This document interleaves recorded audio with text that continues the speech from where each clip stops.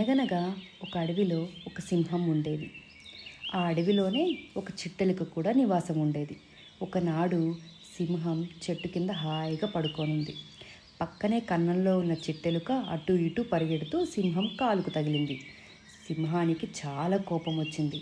వెంటనే సింహం లేచి పంజాతో ఎలుకని పట్టుకొని, నేను ఈ అడవికి మృగరాజుని, నా నిద్రకు భంగం కలిగిస్తావా, నిన్నేం చేస్తాను చూడు అని గర్జించింది. ఎలుక భయం భయంగా, మృగరాజా, నన్ను ప్రాణాలతో విడిచిపెట్టు, ఎప్పుడైనా నీకు ఉపకారం చేస్తాను అని వేడుకుంది. చిట్టెలుక మాటలకు సింహం పెద్దగా నవ్వి, నేను ఈ అడవికి రాజుని, నీవు నాకు సాయం చేస్తావా, నా వేలుడంత లేవు నువ్వు, నీతో నాకేం పని, అయినా జాలితో నిన్ను వదిలేస్తున్నాను, బ్రతుకుపో అని వదిలేసింది. పాపం ఎలుక బ్రతుకు జీవుడా అనుకుంటూ పారిపోయింది. అలా కొన్నాళ్ళు గడిచాయి. ఒకనాడు సింహం వేటగాడి వలలో చిక్కింది. నన్ను కాపాడే వాళ్ళే లేరా అని సింహం దుఃఖించింది.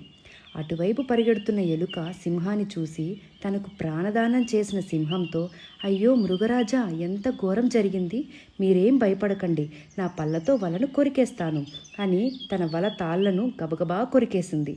సింహం వల నుండి బయటకు వచ్చి చిట్టెలుకను చూసి సిగ్గుపడి, నేను నిన్ను నా వేలడంత లేవని దూషించాను, అయినా నువ్వు నా ప్రాణాల్ని రక్షించావు, నన్ను క్షమించు అని అన్నది.